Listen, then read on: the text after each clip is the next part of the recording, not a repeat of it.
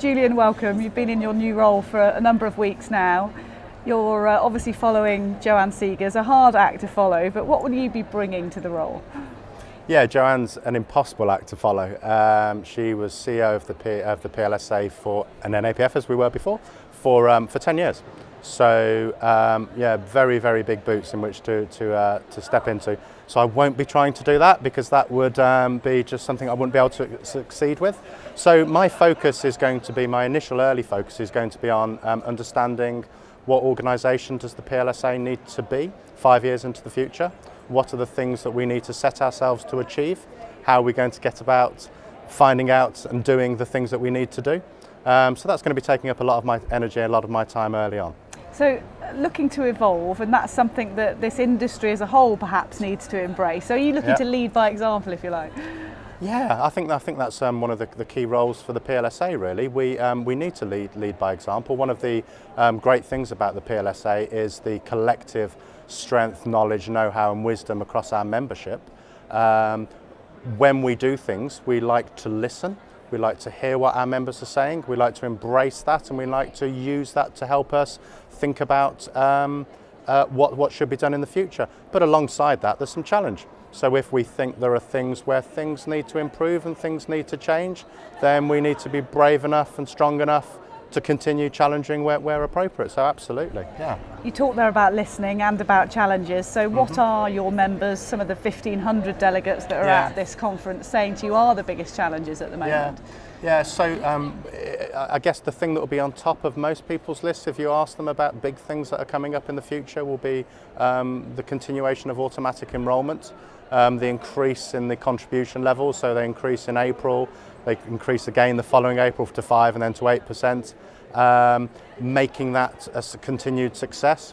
So millions more people now are saving into pensions and saving through automatic enrolment. Fantastic success thus far. The industry will be working really hard to make sure that that continues to be a success. Another thing I would say which is important is, and alongside the AEs, is the amount of money that people are investing into their pensions. Are people saving enough? No, mostly. Do people need to save more? Yes. Is that easy to make happen? No. Do we as an industry need to find a way where contribution levels continue to rise and we get towards levels which are going to be providing people with a pretty good opportunity to start getting a good income in their retirement? So we've recently done some work called Hitting the Target, and as part of that it's about giving people some understanding of what might be the amount of money that I will need when I retire. So that's going to be something that's going to be a big focus for PLSA going forward. So that's showing people what target they need to reach, and you need to communicate that well, and I know you've just released a good communication guide. Tell me about that and why you think that's a crucial part of what you're doing. Yeah.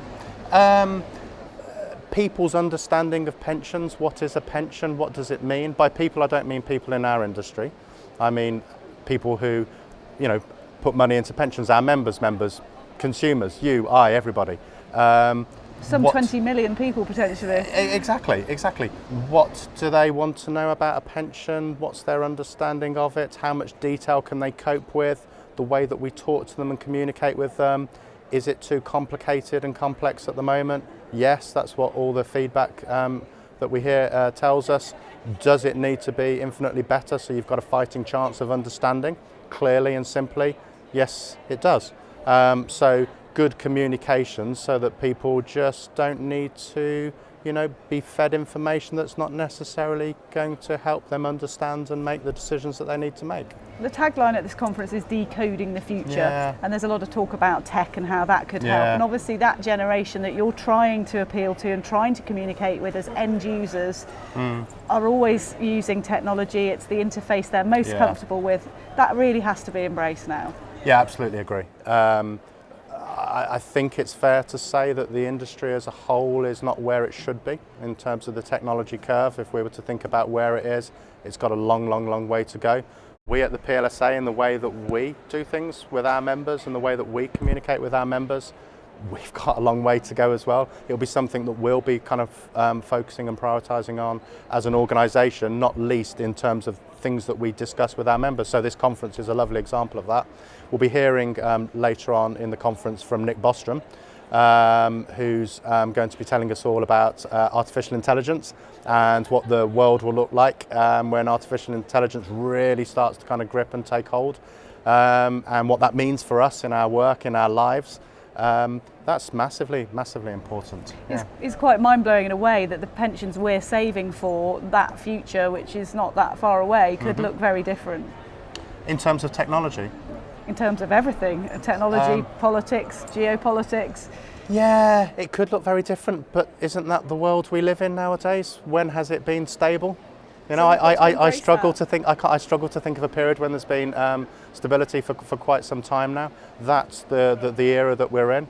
Yeah, exactly. Finding ways to be able to adapt to change, to move, to keep pace, to stay ahead of the curve. Very, very important. Yeah. Julian, good luck in your new role, and thank you so much for joining us here. Thank you. Pleasure to speak to you. Thank you.